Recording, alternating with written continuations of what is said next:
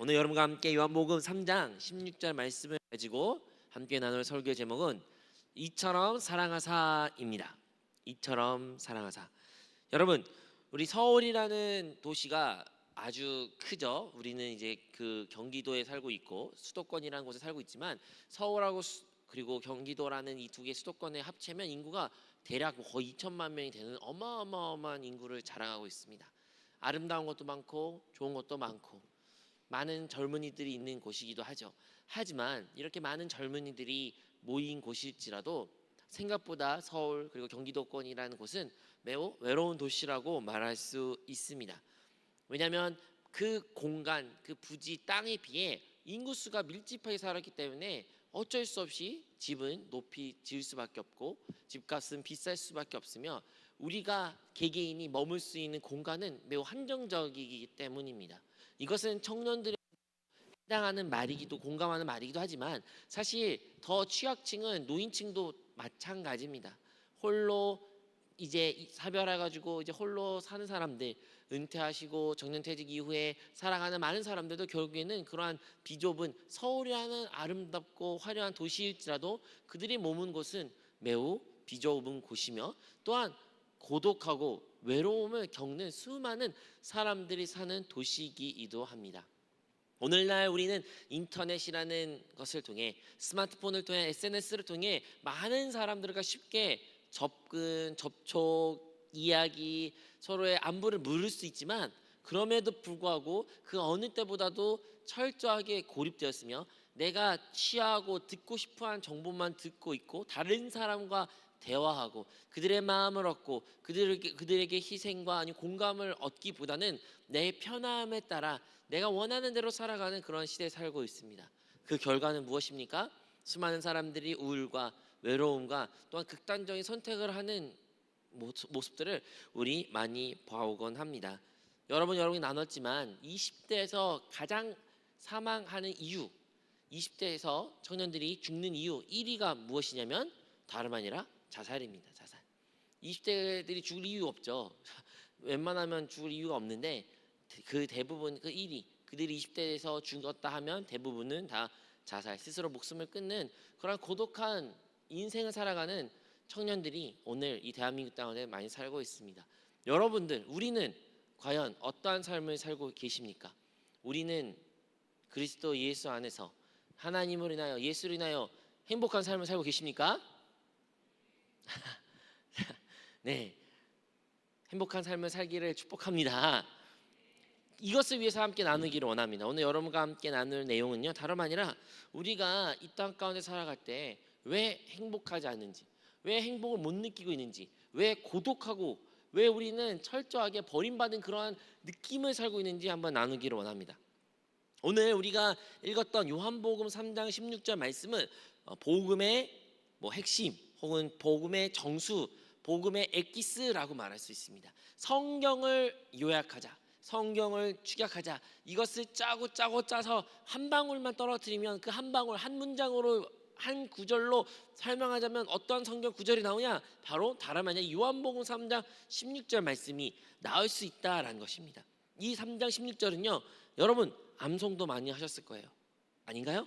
또한 요즘에 제가 어떠한 음료 카페라고 할까요? 이렇게 생과일 주스 파는 업체에 가보니까 거기는 아예 컵홀더에 3장 16절 말씀을 영어로 박아 놓았더라고요.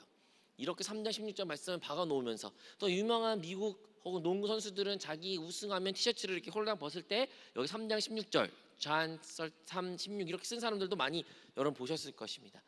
이처럼 사람들이 가장 사랑하는 말씀입니다. 여러분이 가장 사랑하는 말씀은 무엇입니까?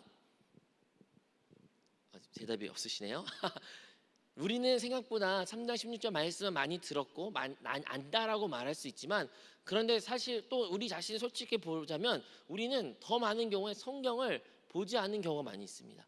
성경이 그 어느 때보다 쉽게 접할 수 있는 시대에 우리는 살고 있습니다. 스마트폰이라는 정말 쉽고 앱스토어든 구글스토어든 들어가서 성경 검색하면 수많은 무료로 읽을 수 있는 성경이 있는데도 불구하고 그 두꺼운 성경 들고 다닐 필요도 없이 내가 마음만 먹으면 어디서도 읽을 수 있는 성경이지만 이상하게도 근래 들어서 그 성경을 읽는 사람들의 수는 더 적어졌습니다.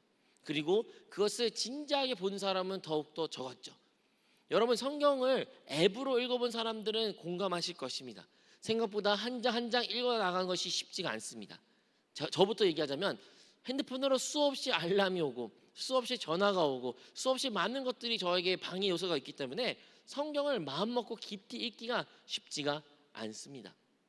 그래서 지금 이 시대에 우리가 성경의 정수, 성경의 엑기스 이런 얘기는 하지만 사실 우리가 가장 먼저 회복해야 될 것은 다름 아니라 어떻게 보면 성경을 읽는 우리의 삶의 태도가 중요합니다. 말씀을 사랑하는 것이 필요한 것이죠. 우리가 그 말씀을 사랑할 때 그 말씀을 통해서 하나님께서 스스로 우리에게 계시할 것이며 그 계시를 통해 우리는 살아계신 하나님을 만나게 될 줄로 믿습니다. 그렇게 하나님의 말씀을 사랑하는 자에게 그 말씀을 계속 읽었던 사람들에게 그들에게 모든 사람이 물어봐도 그들이 뽑을 가장 엑기스의 말씀은 오늘 읽었던 3장 16절 말씀밖에 안 돼요. 뭡니까? 하나님 이처럼 세상을 사랑하사 독생자를 주셨다. 이 말씀이 우리에게는 그리고 여러분에게는 항상 가슴에 새겨야 됩니다. 그런데요, 이 말씀이 여러분에게 어떻게 다가옵니까? 여러분 그 말씀을 읽을 때 방금 읽었죠? 또 그 말씀을 들을 때 여러분의 마음에는 어떠한 마음 상태이십니까? 감동이 있으십니까? 마음이 막 가슴이 뜨거워지고 막 쿵쾅쿵쾅 뛰는 그런 것을 느끼십니까? 아니면 눈시울이 붉어지면서 또 감동이 있으십니까? 아니면 너무나 많이 읽었고 많이 들었고 많이 접했던 말씀이기 때문에 또 그냥 그 말씀이구나, 또 이 말씀으로 말씀하시네, 이러한 그냥 몸이 건조한 우리의 태도로 그 말씀 혹시 대하신 것은 아니십니까? 믿지 않는 사람들도 이 말씀을 보았습니다. 제가 방금 전에 말씀드렸죠. 그 커피숍 혹은 그 음료에 그 컵홀더에 3장 16절이 적혀 있어서 수많은 사람이 믿지 않는 사람들, 비그리스도인들도 그 말씀을 읽었을 것입니다. 하지만 그들에게 이 말씀이 감동이 없어요. 그 말씀이 그들에게는 어떠한 감동 혹은 가슴이 뛰는 그런 일이 전혀 발생하지 않습니다. 왜 그럴까요? 왜냐하면 그들은 하나님을 믿지 않기 때문입니다. 하나님의 존재를 믿지 않기 때문에 그들이 말하는 그 시작, 이처럼 하나님 세상을 사랑한다, 그 하나님 존재를 부정하기 때문에 이들에게는 이 말씀이 어떠한 감동도 없는 것입니다. 정말 하나님이 없을까요? 그들은 말합니다. 하나님이 있다면 나에게 증명해봐라. 여러분, 하나님을 우리가 증명할 수 있을까요? 아닐 겁니다. 하나님이 무슨 실험실에 들어가지고 수많은 실험을 거쳐서 어떠한 수치와 객관화시켜서 하나님의 존재를 우리는 실험할 수가 없습니다. 그럼에도 불구하고 저는 당당하게 하나님이 살아계신다는 것을 말할 수 있습니다. 왜 그럴까요? 왜냐하면 저는 그리고 하나님을 만난 사람들은 이 땅 가운데 존재했기 때문입니다. 우리가 잘 알고 있는 헬렌 켈러, 눈도 보이지 않고 귀도 들리지 않았던, 말도 제대로 하지 못했던 그 존재일지라도 나중에 설리반 선생님을 통해서 의사소통할 수 있게 됐고 단어 하나를 배웠을 때 나중에 하나님이란 단어를 배웠답니다. 그리고 그 하나님의 단어를 그가 처음으로 배웠을 때 그는 이렇게 고백했답니다. 맞아요. 내가 비록 그 단어를 몰랐지만 그분이 있다는 것은 알았어요. 여러분, 그가 보지도 못하고 들리지도 못하고 하지만 수없는 생각이 그 머릿속에 스쳐갔지만 그 생각 가운데 어떠한 존재는 있었다는 거예요. 하나님은 있었다는 거예요. 비록 그 단어로 정의는 되지 않았지만 그 존재만큼은 나를 만드시고 이 세상을 만드시고 분명히 어떠한 목적과 목표가 이 세상에 돌아가는 그 어떠한 존재가 있다는 것을 알았던 분이 헬런 켈러고 그 단어가 하나님이라는 것입니다. 증명해야지 존재할 수 있다고 우리는 착각하지만 세상은 많은 것들이 대부분이 그와 상관없이 존재합니다. 증명하지 수많은 것들이 있음에도 불구하고 우리는 그것이 사실이라고 받아들이는 것이 얼마나 많이 있습니까? 그러므로 하나님을 증명하지 못하게 못 믿는다, 이것은 결코 올바른 태도가 아닙니다. 하나님은 우리가 증명을 하든 증명하지 않든 그는 스스로 계신 분이십니다. 사람이 증명했기 때문에 존재하고 증명하지 못했기에 존재하지 않는 그것이 아니라 그는 이미 이 창세 이전에, 사람 이전에, 만물이 만들기 전에 계셨던 분이시기에 그는 존재한 분이요 지금도 우리와 함께 하시고 그리고 이 자리 가운데 계신 하나님이신 줄로 믿습니다. 하나님은 이 말씀을 성경을 통해서 우리 끝없이 자기 자신을 드러내시고 계시해 주시고 알려주고 있습니다. 그렇게 알려주는 하나님, 그렇게 우리에게 보여주는 하나님, 어떤 하나님입니까? 다름 아니라 사랑의 하나님입니다. 사랑의 하나님. 오늘 본문의 말씀에 나온 것처럼 하나님 이처럼 세상을 사랑하신다고 말해요. 우리의 하나님은요, 범신론적인 흔히 말하는 하나님 존재는 있지만 이 세상에 관여하지 않고 관심하고 무관심하는 그런 하나님이 아닙니다. 혹시 그리스 신화에 나왔던 신들처럼 저기 산 위에서 자기네들이 흥하고 놀고 그다음에 자기네들 삶의 산을 바빠서 인간의 삶에 관심 없는 그런 하나님이 아니라는 것입니다. 하나님은 사랑의 하나님이십니다. 하나님은 이처럼 세상을 사랑하셨습니다. 그 사랑하신 하나님이 우리가 알아야 되고 우리가 만나야 되고 우리가 그 하나님을 누려야 되는 줄로 믿습니다. 요한일서 4장 8절 같은 경우에는 기록되어 있죠. 하나님은 사랑이시니라. 하나님은 사랑이셔요. 여기서 이제 착각하는 분이 사랑은 하나님이다라고 잘못 이해하신 분들이 있습니다. 여러분, 사랑은 하나님이다 이렇게 만약에 성경에 기록됐으면 수많은 오해가 비롯됐을 것입니다. 왜냐하면 사람마다 사랑이란 정의가 다르거든요. 누구는 감정적인 시간적인 많은 것을 보내야 사랑이다, 누구는 육체적인 사랑을 사랑으로 표현한다, 누구는 어떤 물질적인 주고받는 것이 많아야 사랑이고, 이런저런 다양한 부분의 사랑이 있어서 그 사랑이 곧 하나님이라고 말하면 하나님의 존재를 폄하되는 것입니다. 하지만 성경에 기록되는 하나님이 사랑이라신 거예요. 하나님은 완전한 하나님이시요 또 그분도 완전한 사랑이신 것입니다. 비록 우리 인간이 사랑하는 것에 한계가 있고 연약함이 있고 부족함이 있을지라도 그 사랑을 뛰어넘는 그 사랑이 참된 하나님이라신 것을 우리는 기억해야 됩니다. 그러므로 우리는 사랑의 하나님이시기에 하나님께서는 우리 사람을, 여러분을, 우리 한 사람 한 사람을 여전히 바라보고 계시며 우리에게 바라신 것이 하나가 있습니다. 그것은 바로 우리가 행복하기를 바라십니다. 세상 사람들이 이 세상 살아갈 때 무엇을 원할까요? 사람들은 이 세상 살면서 무엇을 바라며 어떤 목표로 살까요? 다양한 것을 말할 수 있습니다. 성공하기 원합니다. 나의 이름을 떨쳐서 전 세계에 나의 이름을 아는 그러한 위인이 되기를 원합니다. 또는 정치가가 되고 싶고 대통령이 되고 싶고 좀 소박하게 그냥 한 가정을, 행복한 가정을 꾸리고 싶고 돈이 많고 싶고 이것저것 해외 여행하고 싶고 많은 목표와 목적을 달성하고 말할 수는 있지만 그것을 한 단어로 만약에 정리하자면 그것은 행복입니다. 모든 사람들은 행복하기를 원합니다. 행복을 추구합니다.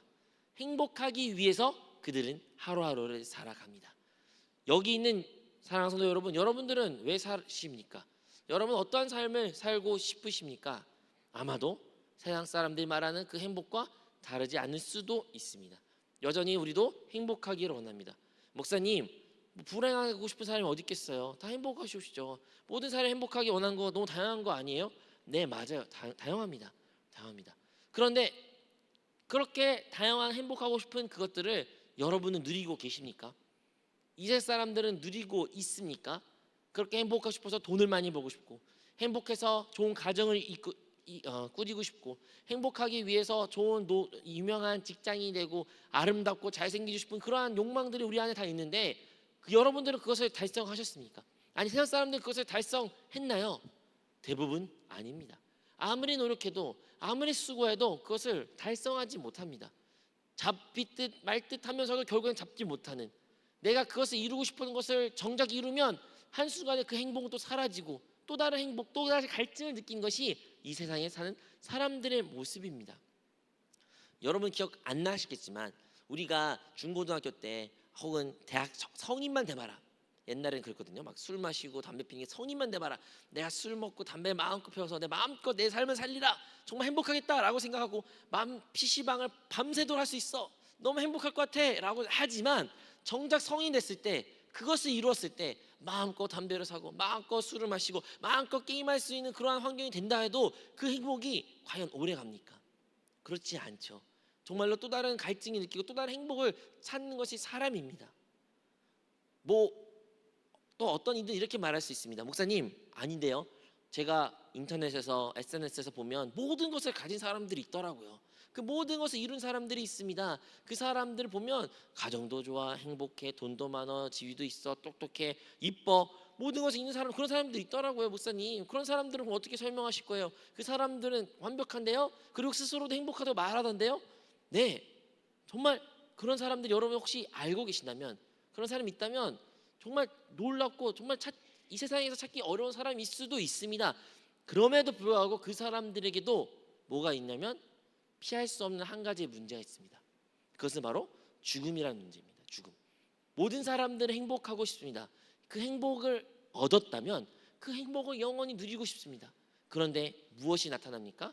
그 행복을 가로채는, 그 행복을 뺏어갈 수 있는 하나의 큰 적, 대적 혹은 장애물이 있는데 그것은 죽음입니다.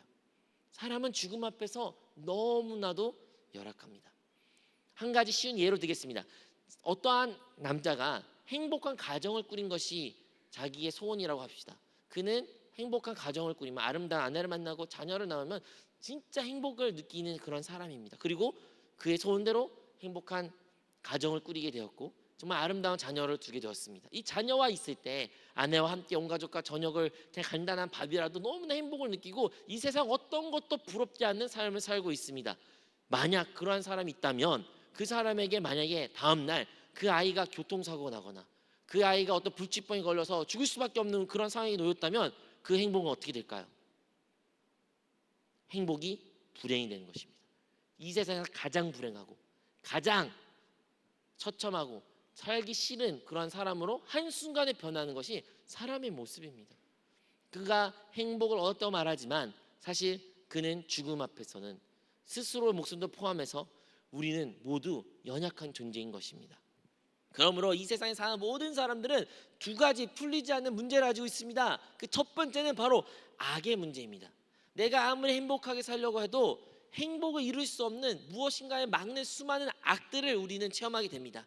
그것이 나의 부모님일 수도 있고 나의 친구일 수도 있고 직장 동료일 수도 있고 이 사회일 수도 있고 이 세계 전체가 나를 정말 싫어하고 나를 미워하고 나에게 안 좋은 일만 일어나는 그 악의 속을에 사는 그런 사람들의 고백이 있을 수도 있죠. 혹은 자기 자신도 내 모습이 싫은 사람들이 많이 있습니다. 왜 나는 이렇게 찌질할까? 왜 나는 이런 실수를 범했을까? 왜 또 나는 인내력이 이렇게 부족할까? 또 내가 하겠다고 말하지만 또 실패한 나의 모습 보면서 자기 자신에 대한 미움과 증오를 가지고 있는 것이 그 해결하지 않는 그 악의 문제를 우리는 다 가지고 이 세상을 살아가고 있습니다. 두 번째 문제는 아까 말한 것처럼 죽음이라는 문제입니다. 우리 모두는 이 죽음의 문제에서 해결할 수가 없습니다. 답을 찾을 수가 없습니다. 이것을 답을 얻지 못하면 그 누구도 이 세상 가운데 행복한 인생을 살 수 없습니다. 그들이 겉으로 보기에는 행복해 보이고 겉으로 보이는 아무 문제 없는 것처럼 살고 되게 성실하게 사는 것처럼 보일지라도 그들이 조금만 더 깊이 생각한다면 조금만 더 솔직해진다면 이 세상에는 그 누구도 행복하지 않습니다. 이것은 솔직히 말해 신앙생활하는 사람 그리스도인들 가운데도 동일한 말씀이 적용됩니다. 여러분 예수님을 믿음으로 말미암아 여러분 삶은 행복하십니까? 만약에 그 대답이 잘 나오지 않는다면 우리는 한번 자기 자신을 점검해야 됩니다. 왜 나는 예수님 믿는 것으로 인하여 행복하지 않을까? 왜 행복하지 않을까? 왜냐면 우리도 동일하게 그 두 가지에 대한 질문에 답을 얻지 못했기 때문이죠. 첫 번째 악의 문제에 대한 질문과 하나는 죽음에 대한 문제입니다. 그렇다면 성경에는 무엇을 말하고 있습니까? 그 사랑의 하나님이 우리를 사랑해서 독생자 하나밖에 없는 아들을 주셨다는데 이것을 어떠한 의미로 우리가 받아들여야 될까요? 첫 번째 그 악의 문제를 한번 생각해 봅시다. 여러분 이 세상 가운데는요 죄가 들어왔기 때문에 모든 악이 발생된 것입니다. 이 인류는 아담과 하와가 첫 아담 남자와 여자로 이 땅에 창조되었지만 그들이 결국에는 하나님이 먹지 말라 하는 그 선악을 알게 하는 지식의 나무를 먹음으로 말미암아 이 세상 가운데 죄가 들어오게 된 것이죠. 사람의 이제 태생적으로 그 원죄를 가지고 태어나고 이 세상 살아갈 때 수많은 저주와 수많은 문제와 슬픔과 분노와 모든 그 부정적인 것들이 다 이 죄에서부터 비롯된 것입니다. 이 죄는 결국엔 어디로 이끄냐? 그 두 번째 문제인 사망으로 이끌게 된다는 것입니다. 여러분 이 죄란 문제를 우리가 심각하게 받아들여야 됩니다. 왜냐하면 죄는 결코 하나님과 함께하지 못하기 때문입니다. 여러분 하나님은 선하십니다. 선의 반대말이 다름 아니라 죄입니다. 그러므로 죄를 가지고 있는 자는 결코 하나님 앞에 설 수가 없습니다. 여러분 죄라는 문제는 우리가 생각한 것보다 더 심각하고 더 우리가 상상할 초월할 수 없는 만큼 하나님한테 원수되는 대적되는 악한 것의 모습이라는 것입니다. 여러분들이 가장 싫어하고 증오하고 미워한 것이 무엇이 있는지 알지 못하겠지만 그런 것들이 있을지라도 그것보다 더 싫고 밉고 함께할 수 없는 같은 공간에 숨도 못 쉬는 것이 바로 하나님 앞에서는 죄라는 것입니다. 죄. 우리는 하나님 앞에 이 죄로 말미암아 원수가 되었습니다. 우리는 마귀의 종노릇이여 마귀의 자녀로서 살아갈 수밖에 없는 존재였고 영원한 사망에 놓일 수밖에 없는 존재였습니다. 이것이 우리의 운명이었고 그 심판을 우리는 받을 수밖에 없습니다. 우리가 죄로 태어났던 것을 어떻게 알 수 있을까요? 왜냐하면 우리는 모두 죽음을 두려워하기 때문입니다. 성경에 기록되기를 죄의 삭은 사망이라고 기록된 것처럼 모두의 죄는 사망으로 이끌게 되는 것입니다. 여러분, 왜 우리는 사망을 두려워할까요? 왜 우리는 죽음을 두려워할까요? 왜 죽는 것을 우리는 그렇게 무서워합니까? 그것은 죽음 뒤에 우리에게 심판이 있다는 것을 모든 사람은 본능적으로 압니다. 내가 죽어서 잘 될 거야, 죽으면 너무 평안해, 죽으면 행복할 거야 라고 생각하는 사람이 있으면 아무도 죽음을 두려워하지 않겠죠. 그런데요, 사람들은 태어난 순간부터 압니다. 죽음 뒤에 나에게 심판이 있다. 죽음 뒤에 내가 모르는, 내가 알지 못하는 어떤 큰 형벌이 있다는 것을 우리는 본능적으로 알기에 우리는 모두 죽음을 두려워하는 것이죠. 그 형벌에서부터 벗어나고 싶어하는 것이 인간의 모습입니다. 그러므로 하나님께서는 우리 이 죄의 문제를 인간의 힘으로 해결할 수 없는 이 문제를 하나님께서 친히 그의 하나밖에 없는 예수 그리스도를 보내심으로 말미암아 그 문제를 해결해 주셨습니다. 예수님, 하나님의 아들, 태초에 말씀이셨던 그분이 육신을 입어 이 땅에 오셔서 이제 우리와 똑같은 사람의 모습으로 33년 동안 사셨다가 이제 우리의 죄를 대신 짊어서 십자가에 매달리셨고 그것 가운데 모든 물과 피를 쏟으셨습니다. 예수님은요, 그러한 비난과 비판과 정죄의 대상이 아닙니다. 여러분, 예수님은 여러분 아신 것처럼 어떠한 나쁜 짓을 하신 것이 없습니다. 좋은 것을 가르치셨고요, 아픈 사람들을 치료하셨고요, 배고픈 사람들에게 먹을 것을 주셨고요, 억울한 사람들 그 억울함을 풀어주셨고요. 그러한 분이 예수님이셨어요. 많은 사람들의 사랑을 받기에 합당한 분이었지만 결국엔 그가 십자가에 매달렸을 때 누구와 함께 십자가에 매달렸습니까? 강도들과 함께 십자가에 매달렸다는 것이에요. 여러분, 세상 사람들은 예수님을 어떻게 취급한 것입니까? 강도와 다르지 않는다는 거예요. 여러분, 강도라는 것은 다른 사람을 죽이고 훔치고 빼앗고 약탈하는 걸 강도라고 말하는데 강도와 함께 예수님을 십자가에 못 박았습니다. 예수님은 강도와 다르지 않다는 그러한 세상의 사람들의 시선을 가지고 있던 분이 예수님이 그것을 다 받으시고 그 십자가에서 친히 매달리셨습니다. 그리고 모든 물과 피를 그것을 쏟으신 이유는 다름 아니라 우리의 이 죄의 문제를 해결하기 위하여, 우리의 모든 죄를 대신 짊어지기 위하여 그는 십자가에서 그 많은 고난과 고통과 또한 죽음을 받아들이셨습니다. 어떻게 알 수 있냐고요? 바로 예수님께서 그 십자가에서 철저한 하나님과의 단절을 경험했기 때문입니다. 여러분, 예수님은 태초에 말씀이셨고 하나님이셨습니다. 그는 결코 한 번도 하나님과 끊어진 적이 없으셨어요. 성령으로 잉태되셨고 항상 성령과 함께 하셨고 성령으로 충만하셨고 언제나 하나님 앞에 기도하셨고 하나님의 말씀을 받고 하나님이 하신 일 모든 것을 그대로 하셨던 분이 예수님이십니다. 그런데 그가 한 번, 단 한 번 하나님의 단절을 느끼게 되는 게 그게 언제입니까? 십자가예요.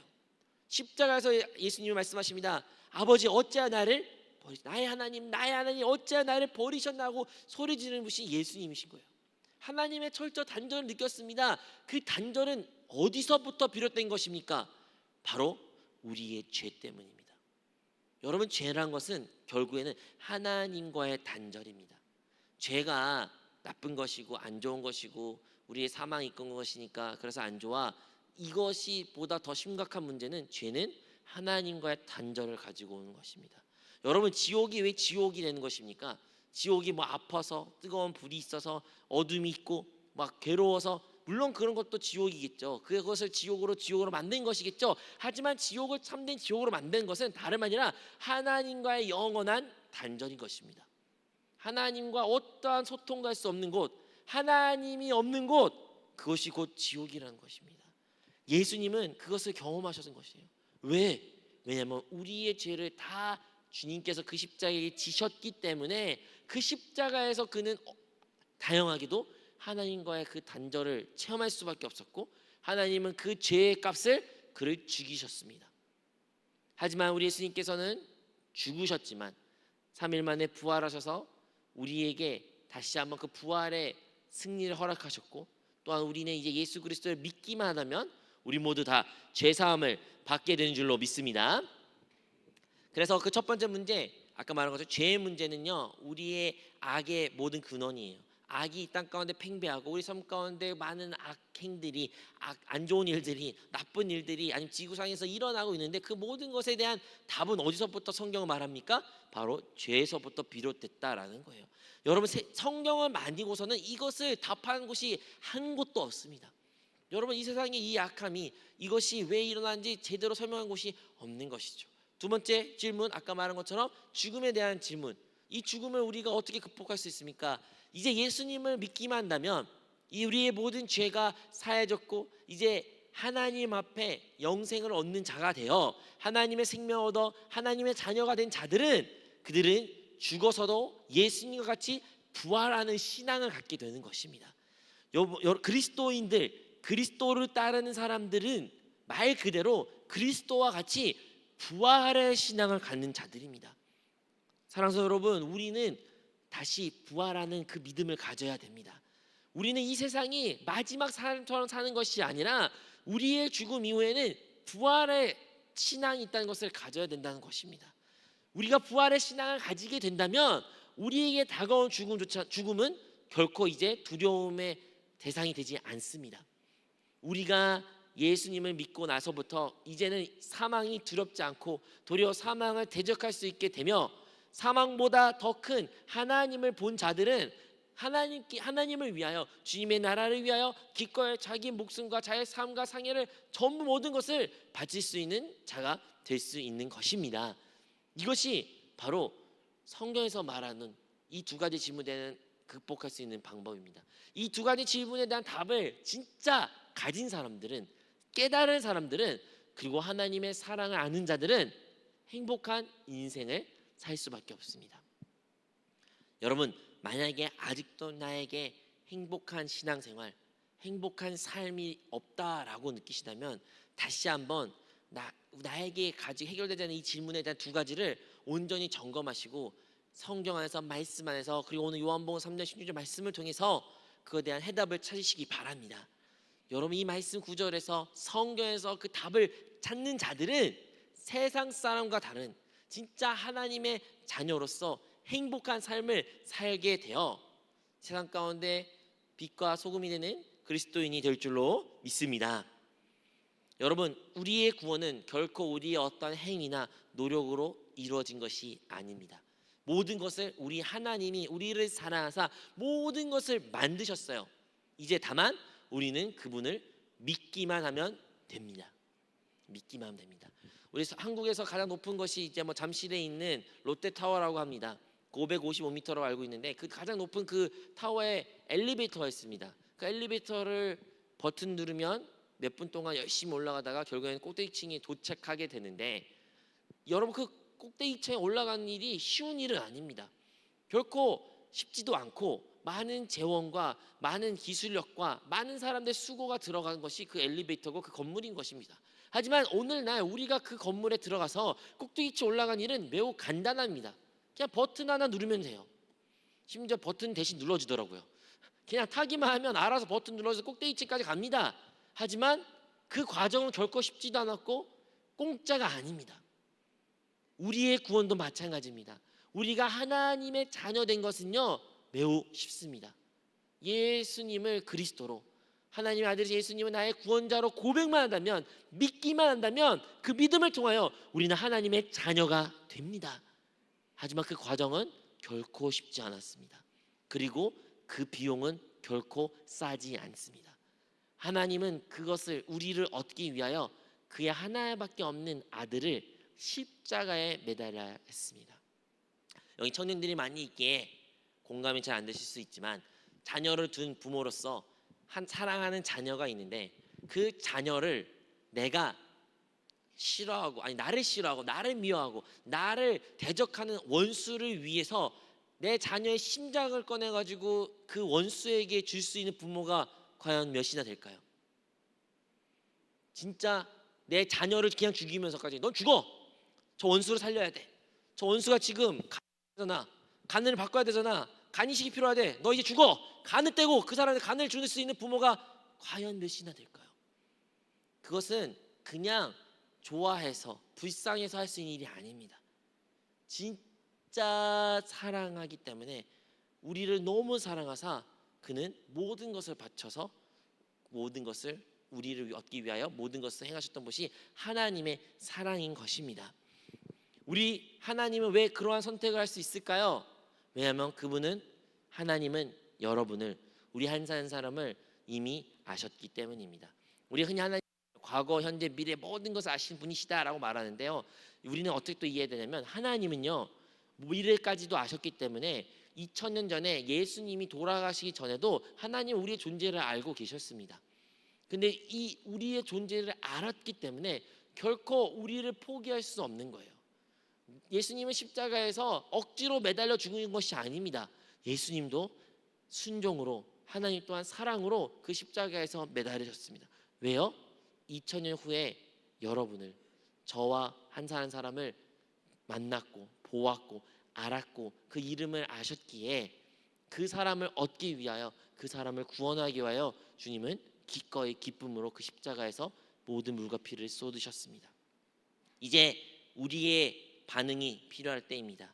하나님은 이미 그의 사랑을 모든 것을 증명하셨고 예수 그리스도 모든 것을 이루셨으며 성령을 통하여 이제 그분을 믿는 자들에게 그들 우리 심령 가운데, 영 가운데 이제 우리와 함께 계십니다. 이제 하나님은 모든 것을 이루신 이 과정 가운데 우리가 해야 될 일은 무엇일까요? 그것은 바로 주님께 돌이키는 것입니다. 우리는 주님께 돌이켜서 다시 한번 그 회개의 영을 구해야 된다는 것입니다. 예수님께서 오시자마자 첫 번째 했던 메시지가 다름 아니라 회개하라, 천국이 가까이 왔다, 회개하라라는 말씀을 항상 강조하셨습니다. 오늘날도 다르지 않을 것 같아요. 주님이 만약에 그냥 상상력으로 오시면 그의 첫 마디가 무엇일 거라 생각하십니까? 오랜만이야, 어떻게 잘 지냈니? 만나니까 반가워? 이걸까요? 주님도 아마도 동일하게 회개하라, 회개하라, 회개하라.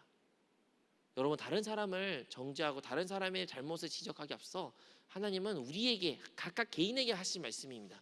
회개하라, 천국이 가까이 왔다. 우리가 오늘 다시 한번 회개할 때, 그 회개로서 다시 주님께, 하나님께 돌이킬 때 우리의 하나님 향한 첫사랑이 회복될 것이며 하나님을 깊이 사랑하는 주님의 자녀가 될 줄로 믿습니다. 우리는 바쁜 일상을 살아갑니다. 너무 바쁩니다. 너무 바빠요. 너무 바쁜 나머지 주님을 찾는 데 소홀히 했습니다. 우리는 반대로 가장 먼저 주님을 찾는 데 가장 많은 시간과 노력을 기울이는 우리 모든 그리스도인이 되어야 될 줄로 믿습니다.